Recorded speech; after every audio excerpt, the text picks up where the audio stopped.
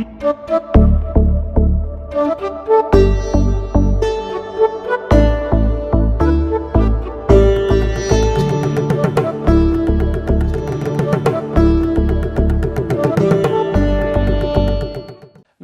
मैं डॉक्टर आशीष अग्रवाल आपका स्वागत करता हूं आपके अपने कार्यक्रम द पूनम शो में, जहां पर पूनम कालरा जी, जो कि एक जानी मानी ऑथर है, यूट्यूबर है, काउंसलर है और साथ ही साथ मोटिवेशनल स्पीकर है। आज हम इनसे इस कार्यक्रम में बातचीत करेंगे एजुकेशन एंड करियर के बारे में। आप अपना करियर कैसे चुनें, एजुकेशन में आप किस तरीके से आगे बढ़ सकते हैं, और इसी से रिलेटेड बहुत सारी बातों के बारे में जानकारी देने के लिए हमारे साथ हैं पूनम कालरा जी। मैम, आपका बहुत बहुत स्वागत है। नमस्कार। मैम, सबसे पहले मैं आपसे सवाल लेना चाहूँगा। मैं भी एक फादर हूँ, बहुत सारे पेरेंट्स को भी ये इशू रहता है और बच्चों को भी।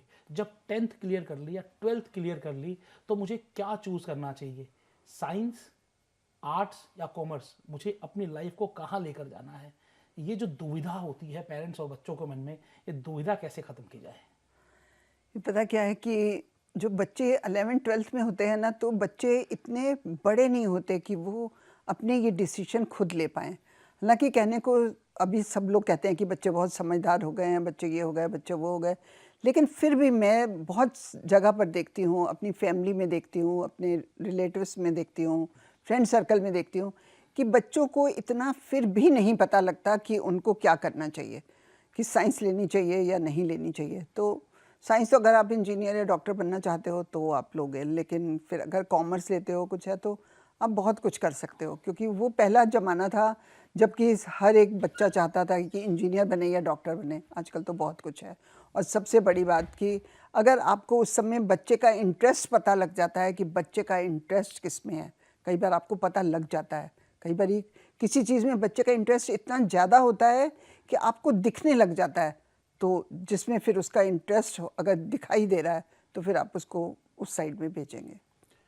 अगर हम करियर की बात करें, जैसे मुझे पर्सनली साइंस से बड़ा डर लगता था, केमिस्ट्री से, बायोलॉजी से, फिजिक्स से, और कैलकुलेशन बड़ी पसंद थी, तो मैथमेटिक्स साइड में चले गए। ऐसे ही बच्चे अपने अंदर क्या तलाशें कि मेरा पॉजिटिव पॉइंट क्या है, प्लस पॉइंट क्या है, और मुझे क्या नहीं करना चाहिए? क्योंकि जब आपको पता होगा कि मेरा पॉजिटिव साइड क्या है तो शायद आप अच्छा कर पाओगे। तो किस तरीके से वो अपनी पॉजिटिव साइड को ढूंढें? पता क्या है, बच्चे ये ना, मुझे लगता है कि बच्चे ये डिसाइड कर पाते हैं कि मैं साइंस लूँ कि नहीं लूँ, क्योंकि कई बच्चों का साइंस में बहुत इंटरेस्ट होता है, तो उनको शुरू से ही होता है कि मैं साइंस लूँगा या साइंस लूँगी। लेकिन कई बच्चे शुरू से ही कहते हैं कि मेरे को मैथ्स बहुत मुश्किल लगता है, मेरे को केमिस्ट्री बहुत मुश्किल लगती है, फिज़िक्स बहुत मुश्किल लगती है, तो वो लोग नहीं ले पाते। तो अगर वो बच्चा कहता है कि मुझे साइंस नहीं लेनी, तो प्लीज़ उसको फोर्स मत करिए। उसका जिस तरफ झुकाव लगता है, जिस तरफ उसका इंटरेस्ट है, उसको आप वो सब्जेक्ट लेने दीजिए, क्योंकि पढ़ना उसने है, आपने तो सिर्फ ऑर्डर करना है, उसको बोलना है बस। पढ़ना उसने, मेहनत उसने करनी, सब कुछ उसने करना, कैरियर उसका, सब कुछ, तो आप उस पर छोड़ दीजिए। बेसिकली हम उनको काउंसलिंग करें, हम उनके साथ रहें, लेकिन वो जो कर रहे हैं हम उनको सपोर्ट करें। Basically Yes. हमारा काम ये होना चाहिए। अच्छा, पहले ज़माने में क्या होता था, बहुत ही लिमिटेड करियर होते थे कि आपको या तो प्रोफेशन चुनना है या फिर आपको बिजनेस करना है। लेकिन आज के समय में टेक्नोलॉजी ने बहुत कुछ बदल दिया है, नए नए करियर ऑप्शंस आ गए हैं, नई नई चीज़ें आ गई हैं। तो इनकी जानकारी कहाँ से ले सकता है कोई? जानकारी यूट्यूब भरी पड़ी है, भरी पड़ी। आपने कुछ भी सीखना हो ना, मैं कह रही हूँ आपको कुछ, मैं खुद उसमें से इतनी चीज़ें जो मुझे नहीं पता, मैं खुद उसमें से इतना कुछ सीखती हूँ। अगर मैं इस एज में सीख सकती हूँ तो सोचो यंगस्टर तो कितना सीख सकते हैं। आपको कुछ भी, आजकल तो आपको कुछ भी देखना हो ना कि आपको ये नहीं पता लग रहा, आप यूट्यूब खोलो और देख लो कि क्या है, सबसे आसान। जब हम अपना करियर तलाश करते हैं, जब हम अपना करियर ढूंढ रहे होते हैं, तो अक्सर क्या होता है कि जो ट्रेंड में होता है, जैसे हमारे समय में एमबीए ट्रेंड में थी, तो Yes. हमने एमबीए कर लिया। किसी समय में कोई और चीज़ें ट्रेंड में होती हैं तो लोग उसके पीछे भागते हैं, और जो डिसीजन कई बार आगे जाकर गलत साबित होता है। तो ऐसे में अगर हम अपने लिए करियर चूज करें, तो करियर चूज करते हुए किन किन बातों का ध्यान रखना चाहिए? कि सबसे पहले कि आपका इंटरेस्ट किस में है। आपको इतना तो पता लग ही जाता है ना कि आपका इंटरेस्ट किस में है, तो जिसमें आपका इंटरेस्ट है वो चूज़ कर लो, वो ज़्यादा मुश्किल ही नहीं है। और ज़्यादा ज़्यादा आप अपने पेरेंट्स की थोड़ी हेल्प ले लो। पेरेंट्स की हेल्प तो, एक 12th के बच्चे को पेरेंट्स की हेल्प तो लेनी ही पड़ती है क्योंकि 12th का बच्चा इतना ज़्यादा वो नहीं होता कि वो पूरे डिसीजन अपने आप ले पाए। उसको अपने पेरेंट्स से बात करनी चाहिए और पेरेंट्स को उसकी हेल्प भी करनी चाहिए कि वो जो भी कोई हेल्प चाहता है उनको करनी चाहिए उसकी हेल्प, तो वो चूज़ कर सकता है। अच्छा, हम लोग डिसीजन भी ले लेते हैं। मान लीजिए कि हमने इंजीनियरिंग चूज कर ली। अब हर एक फील्ड आसान कुछ भी नहीं है और मुश्किल भी कुछ भी नहीं है। लेकिन आपने पिछले दिनों सुना होगा कोटा में किस तरीके से सुसाइड्स हुए हैं, किस तरीके से घर बर्बाद हुए। मैं तो यही कहूँगा कि एक जिस घर का बच्चा चला जाता है कुछ नहीं बचता उस घर में। तो ऐसे में पेरेंट्स अपने बच्चों को स्ट्रॉन्ग कैसे बनाएं कि लाइफ में आपको सक्सेस मिले या फेलियर मिले, कुछ भी मिले उसको एक्सेप्ट करो। इसको हम कैसे उनको स्ट्रॉन्ग बनाएं?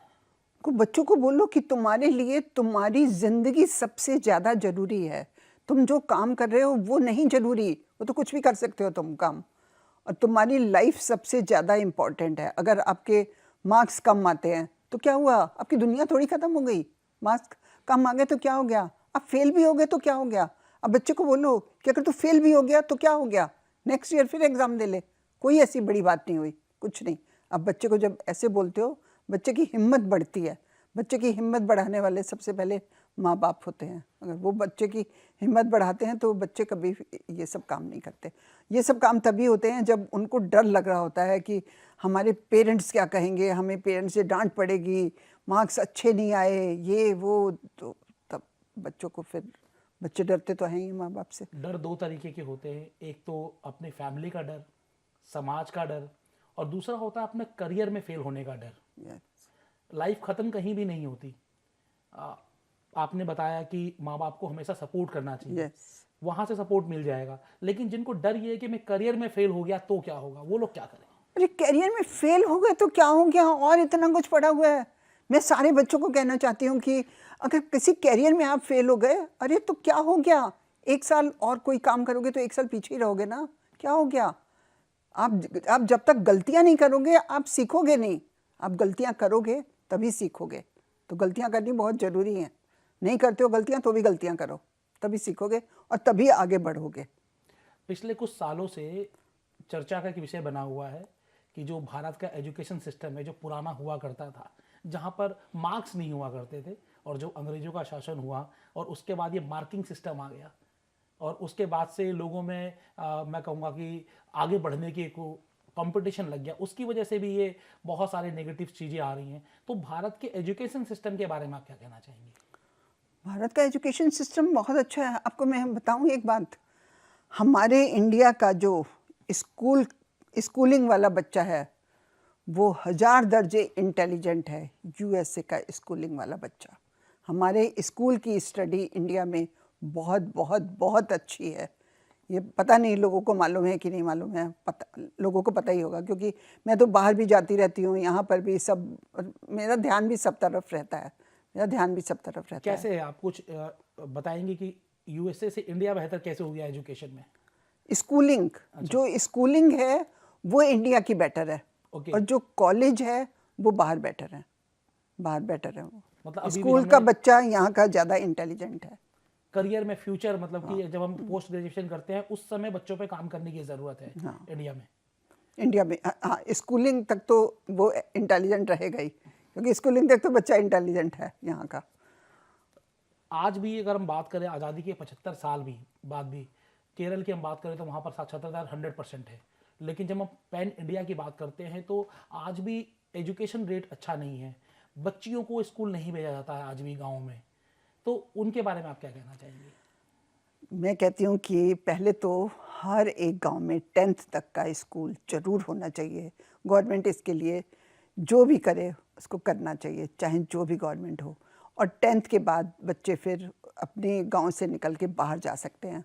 और हमारा यहाँ पर सिस्टम इसलिए भी ख़राब है, हमारी इंडिया थोड़ी पीछे इसलिए भी है कि इसका बहुत बड़ा रीज़न है कि बाहर जो है वो गर्ल्स लेडीज़ सब काम करती हैं, पढ़ी लिखी हैं और सब काम करती हैं। और हमारे इंडिया में लड़कियों की परसेंटेज काम करने की, पढ़ाई की बहुत कम है। जिस दिन हमारी इंडिया की लड़कियां पढ़ गई, एजुकेटेड हो गई, जॉब करने लग गई, तो हमारा इंडिया सबको पीछे कर देगा और बहुत आगे निकल जाएगा। तो इसलिए यहाँ पे लड़कियों को पढ़ाने की सबसे सख्त ज़रूरत है, सबसे सख्त ज़रूरत है। बिल्कुल, वैसे भी कहा गया है कि जब एक पुरुष पढ़ता है तो एक घर एजुकेटेड होता है, और जब एक महिला पढ़ती है, जब एक लड़की पढ़ती है तो 2 घर एजुकेटेड होते हैं। 2 घर नहीं, आगे कई पीढ़ियाँ होती हैं, आगे कई पीढ़ियाँ पढ़ती हैं। तो आज आप इस उम्र के इस पड़ाव में भी लोगों को इंस्पिरेशन देने का काम कर रही हैं, और इसके पीछे सबसे बड़ी जो कारण है वो आपका एजुकेशन है। यस, कितना इंपॉर्टेंट मानती हैं अपने करियर में एजुकेशन को? एजुकेशन तो बहुत ज़रूरी है। एजुकेशन से पता है क्या होता है, एक कि जब आप एजुकेटेड होते हो ना, आपका सबसे बड़ा फ़ायदा होता है कि आपका माइंड डेवलप होता है, और ये लोगों को समझ नहीं आता। माइंड डेवलप होता है। एक अनपढ़, एक 10 क्लास के बच्चे को खड़ा कर दो और एक ग्रेजुएट बच्चे को खड़ा कर दो, तो ग्रेजुएट बच्चे का जो माइंड है वो ज़्यादा डेवलप हुआ होगा।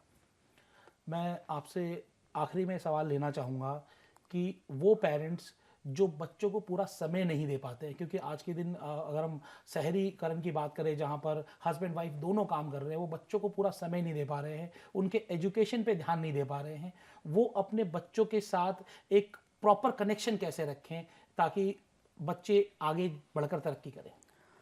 वो तो देखो यहाँ पर फिर वो आ गया टाइम मैनेजमेंट। उनको अपना टाइम मैनेजमेंट के हिसाब से बच्चों को टाइम देना ही पड़ेगा। मतलब जैसे अगर मान लो आप वीक में नहीं दे पाते हो टाइम, कि सारा दिन भर आप घर में नहीं हो, दोनों जने नहीं हो, आप शाम को जब आते हो, आप जब ऑफिस में हो, उसको फ़ोन करके उसको बता सकते हो, 2-4 बार उसको फ़ोन करो कि बेटा तू क्या कर रहा है, ये बेटी तू क्या कर रही है, ये पढ़ ले, इसका कोर्स कर ले, ये सब कुछ बोल सकते हो आप। जब ये सब कुछ बोलोगे तो फिर बच्चे को लगता है कि मेरे पेरेंट्स मेरा ध्यान रखते हैं, और जब बच्चे को ये पता लगता है कि ध्यान रखते हैं तो फिर बच्चा पढ़ता भी है। और फिर सैटरडे संडे होता है और बहुत सारे हॉलीडेज़ होते हैं, उन दिनों आप बच्चों पर पूरा ध्यान दें, तो बच्चों को भी फिर लगता है और बच्चों को पता भी लगता है। और कुछ बच्चे समझ भी जाते हैं कि हमारे पेरेंट्स दोनों जॉब करते हैं, अगर दोनों जॉब नहीं करें तो घर नहीं चलता, तो बच्चे पढ़ते हैं। ऐसा नहीं है कि जो पेरेंट्स जॉब करते हैं दोनों, उनके बच्चे पढ़ते नहीं हैं या कुछ, नहीं, मैंने बहुत लोग देखे हैं कि जो मतलब दोनों पेरेंट्स जॉब करते हैं और बच्चा फिर भी पढ़ने में बहुत अच्छा है, तो इसका मतलब है कि बच्चा समझता है कि मुझे पढ़ना है। आज आपने बहुत ही अच्छी जानकारी दी, अपने जो राय बेबाक तरीके से रखी, लोगों के लिए इंस्पिरेशन हैं आप, और इसी तरीके से आप तरक्की करते रहे। आपको बहुत बहुत शुभकामनाएं। आज हमने जाना कि पेरेंट्स और बच्चों के बीच समन्वय होना बहुत ज़रूरी है। आप कितना भी बिजी हो, आप अपने बच्चों को समय ज़रूर दीजिए, और साथ ही साथ जब आपका बच्चे की स्कोरिंग कम हो, कभी कभी ऐसा होता है, बहुत सारे फैक्टर्स हो सकते हैं, उस समय उसको ज़्यादा प्यार की ज़रूरत है, डांट की ज़रूरत नहीं है। उस समय डांट आप फिर कभी लीजिएगा, लेकिन उस समय ज़रूर साथ दीजिए जिस समय उसकी ज़रूरत है, और पढ़ेगा इंडिया तभी तो आगे बढ़ेगा इंडिया। देखते रहिए द पूनम शो पूनम कालरा जी के साथ। आप सभी का बहुत बहुत धन्यवाद।